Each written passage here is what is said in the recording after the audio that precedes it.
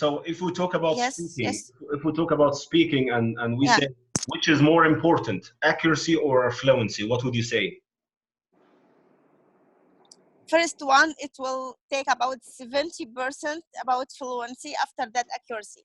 Because as Really? I said, if you have the Okay. So you think that this is my opinion. so you think fluency Yeah. is more important than accuracy, because if you can talk, then you can improve yourself to have no mistakes, right? Like that? Yeah, yeah, yeah. Okay. You're not sure, happy, because if I focus about to be accurate in my speaking, I feel that I am immersed in the water and I can't speak anything. Okay. And If how I about keep in speaking. how about in the Yeah. exam? How about in the exam? Do you give that percentage to fluency and accuracy, or accuracy is more? Accuracy is more, Yeah. because I speak about when I am beginner. I Yeah. keep speak and speak. After that, I will focus on accuracy after that. Yeah. But in the beginning, if I am beginner person, in the beginning I want to speak. I will give highly percent for to be fluent. Okay. With mistakes, I know I will do a lot of mistakes, but Yeah. after that I will be accurate, and I will focus on my mistakes. I will do never to do the mistakes again. What are the aspects that you think you should be accurate in speaking? What are the aspects in the exam? 3 aspects actually. What are they?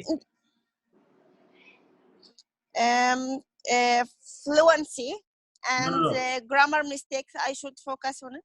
Not fluency. I'm talking about accuracy. Grammar, yes, grammar. Yes, grammar. What else? And I should make paraphrase for the question. This is not about accuracy. This is about That's like fluency or paraphrasing yourself. Grammar, vocabulary, and pronunciation. Pronunciation. Yeah. Yeah. 3 of the criteria are all about accuracy, and only one criterion is about fluency and coherence, because fluency implies coherence. Okay, and coherence is a result of accuracy. If you of fluency, if you are fluent in English, then people will understand you because there is a kind of coherence. Okay, fluency may hinder, okay, coherence. You know that fluency may hinder coherence. If you are not fluent in English, some people may not understand you, and the pronunciation hinders fluency. عشان برضو ايه كله منفذ على كله يعني. Pronunciation hinders fluency. If you have problems in pronunciation, you will not be fluent, and if you are not fluent, people will not understand you very well. فتلاقي الموضوع كله شبكة واحدة كده بتدور في ايه؟ بتدور حوالين نفسها. طيب, how can you improve your pronunciation? Because I still hear some like mispronounced words from you. So the best advice ever to improve your pronunciation is what? You know? To listen. Is to listen. Listening. بس. Listen. بس. Yeah. احنا لما نيجي ندرس pronunciation بنقول بقى قواعد ورولز ومن الى، وخلوا بالكم من الستريس والانتونيشن والباترنز بتاعت الانتونيشن، ونحكي القصه دي. لكن when we talk to someone who is not a specialist in English, okay, who's not an English teacher or someone like that, we say listen and repeat. Listen and pronounce correctly and accurately. So the best advice ever to improve your pronunciation is to listen and apply what you listen to. بمعنى ان انا يعني I don't listen passively, because if you listen passively you learn nothing indeed. واحد عمال يسمع كده وخلاص طول النهار، لا ما ينفعش. ده اسمه ايه؟ passive listening. You have to change the passive listening into active listening. Active listening means you listen, you repeat after, and then you shadow the sentence to say exactly with the speaker at the same time, with the same intonation, with the same tone, and then to say it yourself exactly the way that the speaker has said that. بعد كده خلاص يعني مراحل درجات، وتسجل وتقارن ولغايه ما توصل لمرحله ان انت يعني you imitate quite well. Okay. فدي كانت حاجه بس محتاجين نقولها. طيب speaking, what are the problems with speaking? Except for accuracy in grammar, vocabulary, and pronunciation, and except for fluency. Okay, how to be fluent in English. This is a big topic. Okay, but to conclude, okay, in a nutshell, you have to talk to yourself about anything and everything in your life. Talk to yourself. I don't want to say talk to the mirror or talk to a camera or something. Just talk to yourself. Talk to yourself silently or even with a loud voice. Talk to yourself. Tell yourself everything about anything or anything about everything. That's the point. Think in English and talk your thoughts. Talk your thoughts. قول أفكارك دي اتكلم بيه. بس that's the only way to be fluent in English. What are the other problems you think in speaking? Yes, I want to ask you, Mr. Habi, one question, please. Yeah, of course. Have you ever been heard about someone who didn't make paraphrase for the question when he is speaking, and he got high score in speaking or not? Why not? Why not? Paraphrasing is a key, okay, but it's not everything in IELTS. I told you before, don't if you're going to paraphrase and you're going to change the meaning or feel irritated or hesitant, don't paraphrase. Paraphrasing is something good. Yeah. It shows off your language, but it's not the whole thing. Okay? So Yeah. my personal opinion is to paraphrase in part 1 and part 2. That's very, very important because the vocabulary, you know, the words are very easy indeed. But in part 3, yeah, simple, if you yeah. have a problem with paraphrasing, don't care about that. Just answer the question and keep the conversation going on, you know, because it's just like a discussion. Yeah. So they are not focusing on paraphrasing in part 3, but they may notice that in part 1 and part 2. So I advise you to paraphrase, do your best to paraphrase in part 1 and part 2, but don't think about that too much in part 3. Yeah, exactly. Fine. Questions, please. Best way to fill the gaps. Oh, filling the gaps while talking. Yes. Yeah, use gap fillers. Some of the gap fillers. Yes, it's a very important point. Yes. Yeah, that will help you to do two things actually. The first thing is to think about what you want to say, and the second thing is to not to stay silent for a while. So gap fillers have two very important functions in speaking. ولكن طبعا زي ما بنقول gap fillers are like salt, are like idioms. Don't overuse them, because if you overuse gap fillers, this means that you are hesitant, you don't have much to say on the topic. So use gap fillers to think, give yourself some time to think, and to avoid staying silent for a while, and that's gonna be fine. But don't overuse. Mm-hmm. Yeah. What else? Actually, I just want to add one point because it happened to me actually in the real exam. In the speaking real test, right? The speaking real test. Actually, I had the exam, as you know, I'm experienced now for 2 times. The first time I got 6.5, second I got 7. Oh. Right? I think the first time and the second time I did the same thing. The same. It was the same actually, right? But in the second exam, you're talking about the performance was the same. Okay. Performance was the same. But second exam, I have added 2 things only 2 things, believe me. Okay. The first thing, when I started the topic, I said, you asked me to talk about, and then I mentioned the topic. In the first time, I haven't said that. I just talk about the topic directly. This is one. And the second time? The second time I mentioned. Oh, I mentioned that you asked me. Yes. الحتة اللي احنا قلناها في part 2. Yes. جميل. Yes, exactly. Right. So you asked me to talk about, and then I mentioned the topic, and I mentioned the topic. The same performance, right?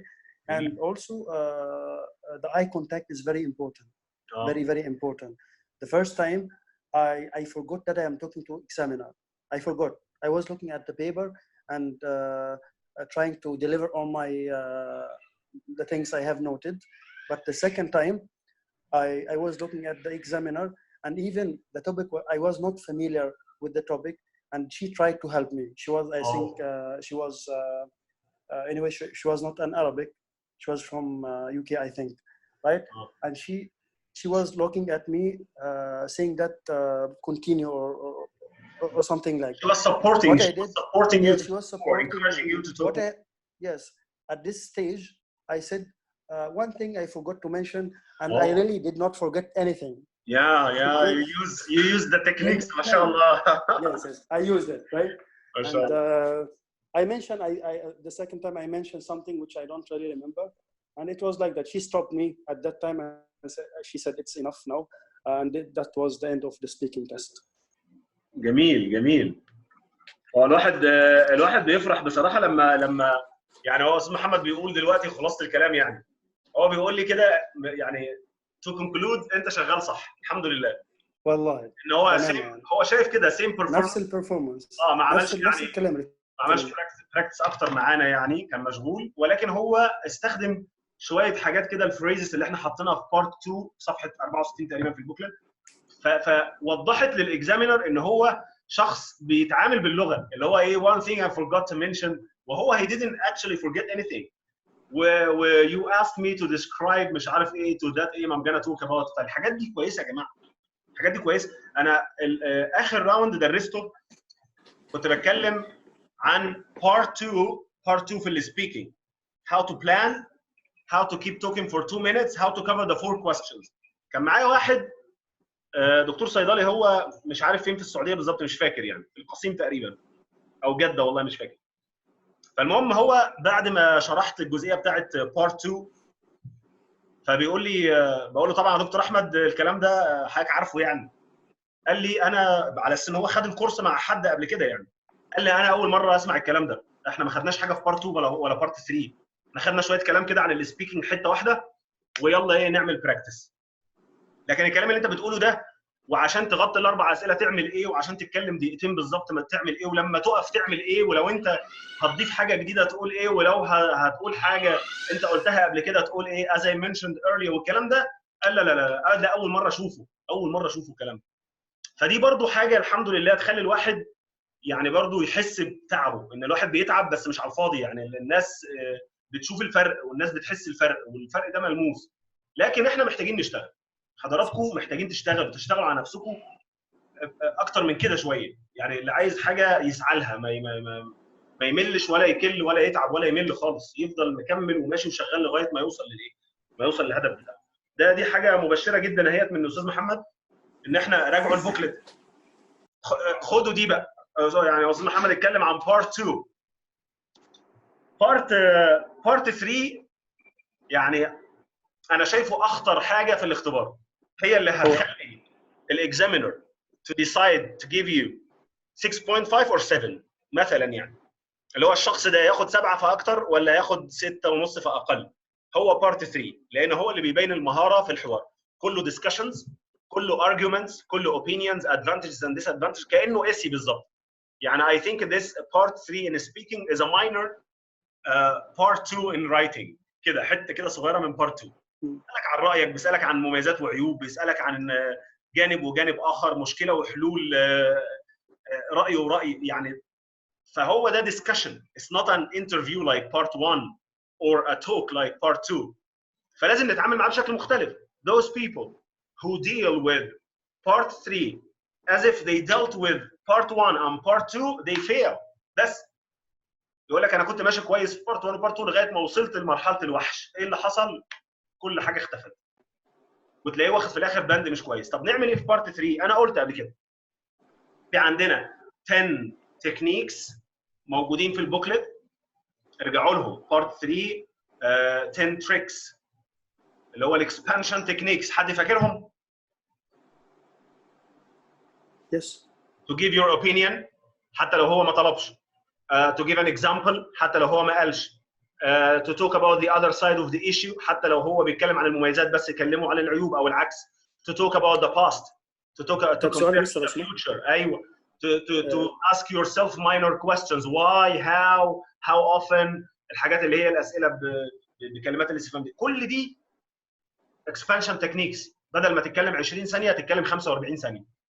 وهو ده اللي هيفرق في الاخر لما يلاقيك بترغي، سوري في اللفظ، بترغي معاه ومش همك في بارت 3. هيقول لك بس ده يعني اديله 6 ليه ولا 6 ونص ليه؟ ده بيتكلم ما عندوش مشكله ومفيش اخطاء. يعني مفيش اخطاء عنده كمان، فيروح مدي لك بقى ايه 7 ونص كده في مفهوم. جميل جدا الجزئيه دي. ارجعوا للبوكلت وشوفوا الاختبار اللي انا كنت مسجله قبل كده على اليوتيوب. ارجعوا له، كان اختبار كامل مع احد المتدربات من السودان، هي شغاله هنا في السفاره الامريكيه في الرياض. ارجعوا للفيديو هتلاقوني بختبرها وبشرح في نفس الوقت، لان هي ما كانتش معايا في الكورس، انا اضطريت اختبرها قبل ما تروح تختبر كده، يعني ايه لما قصدوني يعني. فكنت ايه بنا ومناول بختبر وبشرح في نفس الوقت.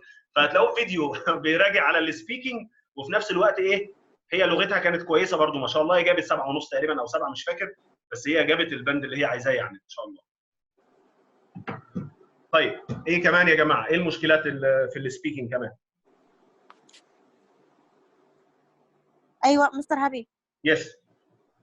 For example, when the examiner asks in part 3 and the question I can't understand it, and you said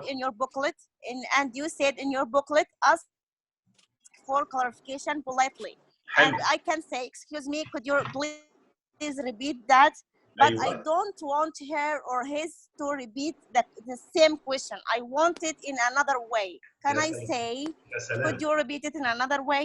لا ايوه ممكن، ايوه بس شوفوا بقى، انا هقول لكم على الصفحه بالظبط اهوت. انا حصلت معايا يا فندم على فكره. ايه؟ حصلت معايا عمليا في الاختبار. تمام، اتفضل يا استاذ محمد. انا حصل معايا ان انا ما فهمتش بصراحه السؤال.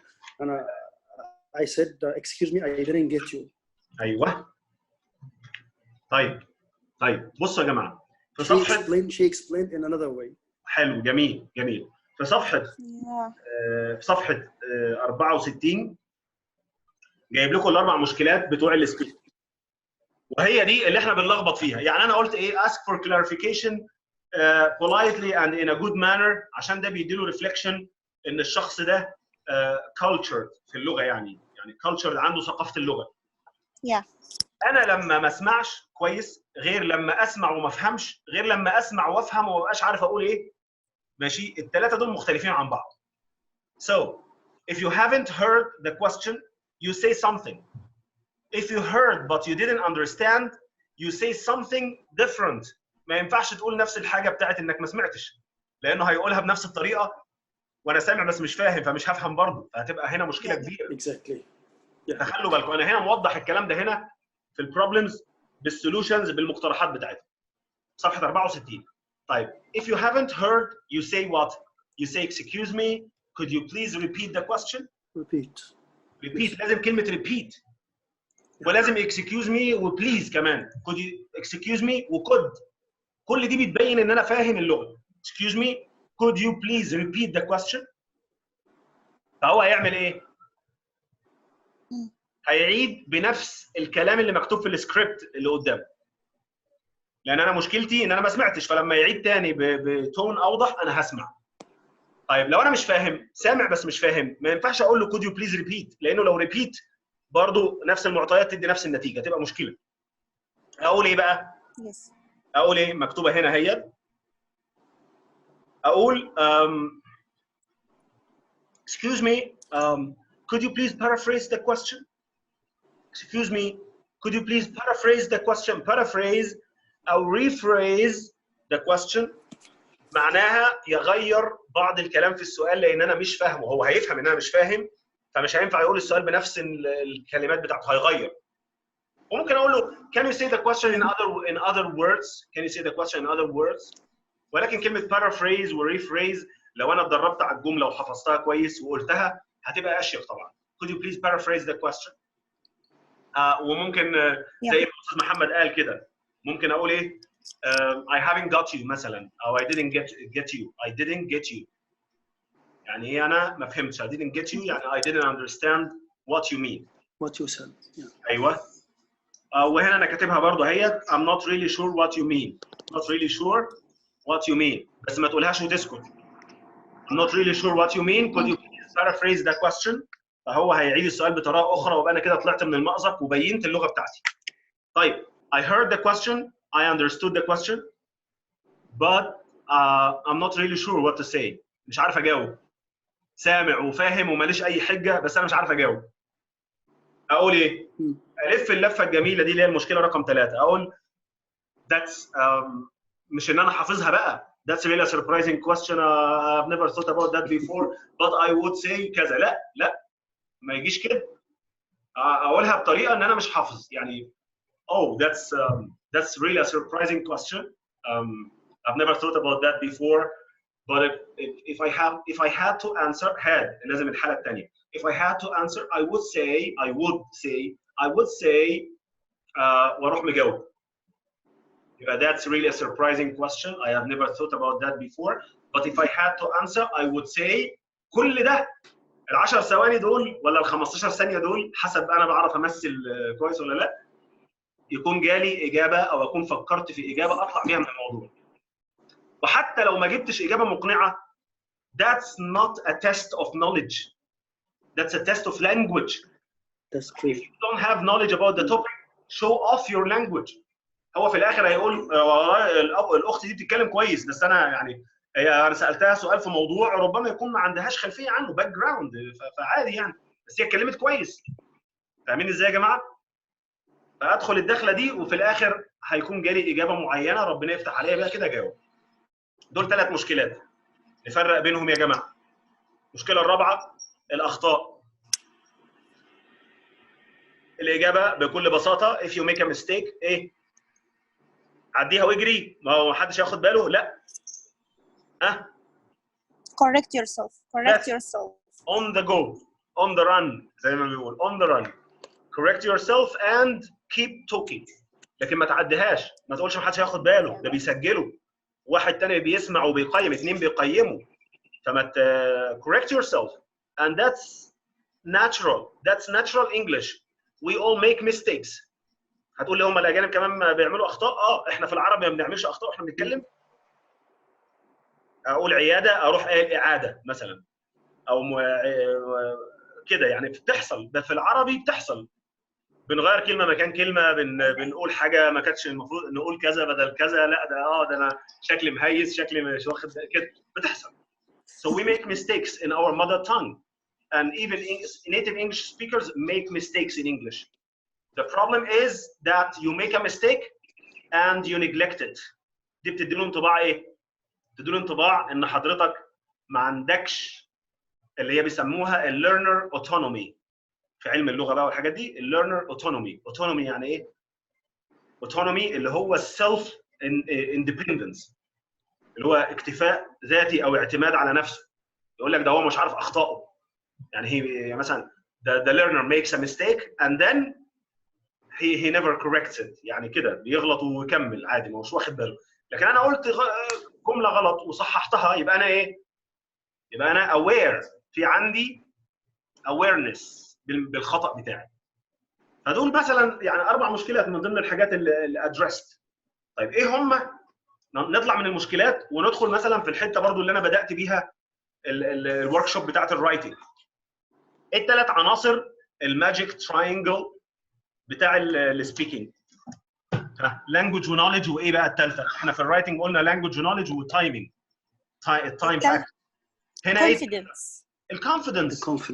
بس استاذ محمد اول مره ما كانش باصص للاكزامينر ليه؟ قلقان وفيلينج نيرفس. نسيت بصراحه انه في اكزامينر اصلا بصراحه. يعني قلقان ما هو ده توتر وقلق. تاني مره خلاص بقى لا انا لازم يعني ابقى براحتي شويه. فبدا يبص للاكزامينر وهي تتفاعل معاه وتقول له كمل كلامك كل كلمه بحبها كده. يعني الموضوع ايه مشي يعني اقصد. وعلى فكره مستر في حاجه عايز اضيفها. الاكزامينر ما بيوقفش على الواحده ومثلا عايز يشوف ميستيكس وكذا.